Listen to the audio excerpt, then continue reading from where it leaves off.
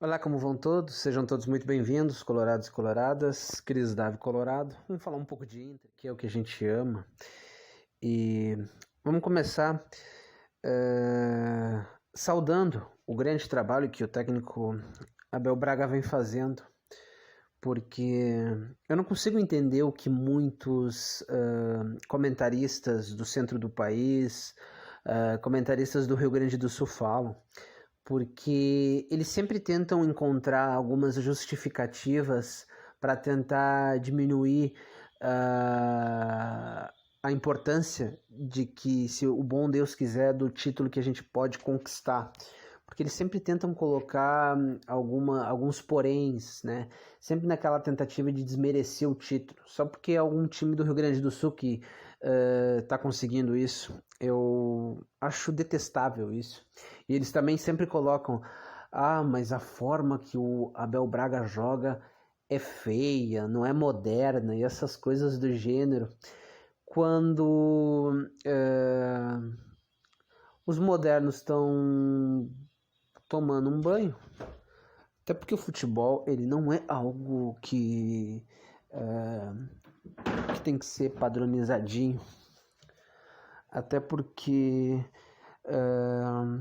você tem que analisar muitas coisas dentro do futebol,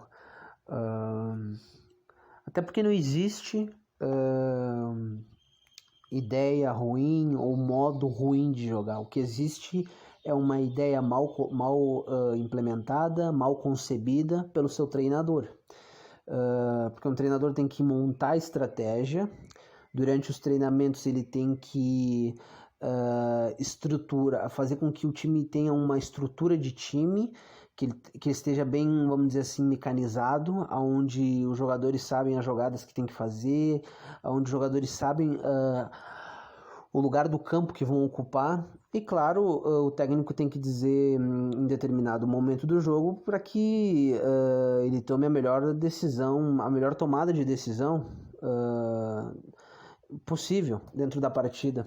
E é o que o Abel faz, porque eu vejo muito que tem, principalmente as viúvas do Kudê, elas dizem assim: ah, o Kudê ele merece ter uma porcentagem desse título, até porque ele deixou o Inter na primeira colocação quando foi embora.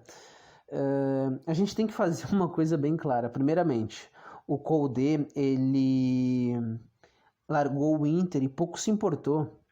Ele não deu uma satisfação para a torcida, ele deixou seus jogadores a ver navio, e quando ele largou o Internacional muitos jogos vinha mal, porque eram empates assim incríveis com times horríveis e derrotas incríveis com times horríveis. E o que eu sempre via é que o antigo treinador, que era um incapaz, ele não tinha a percepção de fazer as substituições necessárias para mudar o panorama das partidas que estavam adversas.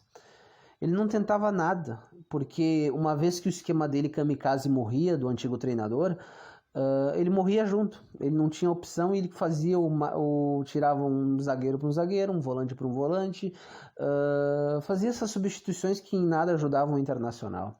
E o mais incrível é que quando ele perdia, ele ficava chorando e culpava todos. Quando ele ganhava, ele era só sorrisinho e brincadeirinha.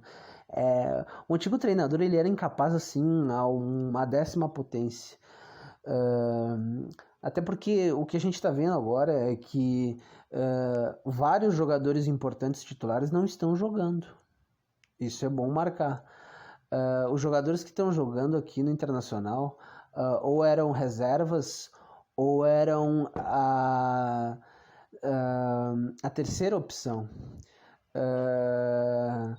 A gente está vendo que o que eu acho mais incrível é que o antigo treinador era tão incapaz que ele deixava o Lucas Ribeiro, que é um jogador com muita técnica, uma boa saída de bola, na reserva para deixar o Zé Gabriel. Eu não quero queimar jovens, porque eu odeio torcedor que faz isso, que queima jovens, mas o Zé Gabriel na zaga, ele não estava bem. Talvez ele precisasse sair para fazer um recondicionamento técnico ou coisa do gênero, mas ele não estava bem. E esse técnico, o antigo treinador, era tão incapaz que nem o próprio esquema kamikaze dele tentava fazer alguma adaptação ou tentar dar um passinho para trás, tentando de algum modo adaptar o que tinha no grupo, porque não estava dando certo, o rendimento era horrível e as perspectivas eram ruins, até porque se a gente for pegar o jogo da Libertadores, onde ele fez um Grenal patético com o Grêmio, foi o Grenal mais horrível que eu vi na minha vida, o Grenal do Beira-Rio. Ele foi covarde, botou o time para trás, o time não atacava, era um time assim horrível, com uma tiriça, e aquela coisa que diziam que um monte de baba-ovo do Rio Grande do Sul, um monte de baba-ovo do centro do país diz que aquela intensidade nunca existiu.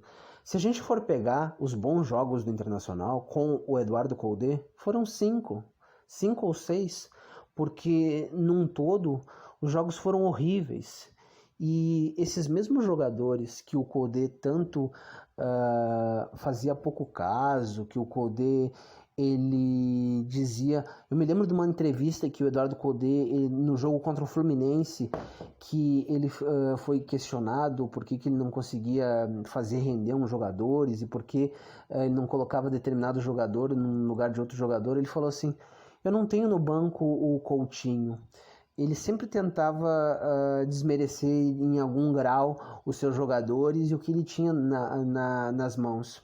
Só que daí a gente vê uma coisa muito significativa no antigo treinador para o Abelão. Hoje, o Internacional, o Abel usa todos os jogadores. E ele vai rodando bem o grupo. E o Abel não tem, porque muitos dizem, ele pegou, eu ouvi de alguns comentaristas, dizem que o Abel pegou um pouco do Coudet e um pouco do Odair e deu uma adaptada e está fazendo algo com o trabalho dos antigos treinadores. Isso é uma mentira, porque cada um tem um método, tem um modo, cada um tem um treinamento diferente, então é uma sacanagem. Eu acho incrível o que esses comentaristas cretinos falam na tentativa de exaltar um treinador medíocre, argentino medíocre.